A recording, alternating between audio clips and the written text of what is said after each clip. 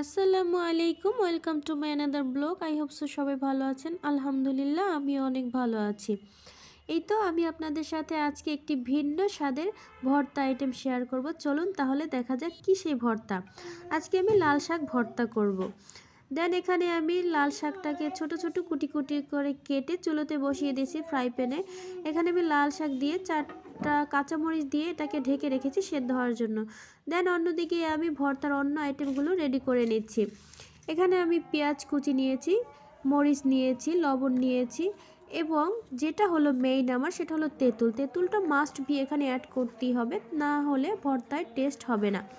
দেন এখানে আমি সরিষার তেল দিয়ে খুব ভালো করে মথে নিয়েছি। এখন আমি সেদ্ধ করা লাল শাকটা দিয়ে খুব ভালো করে মেখে নেব। এই তো আমার ভর্তাটা রেডি হয়ে গেছে।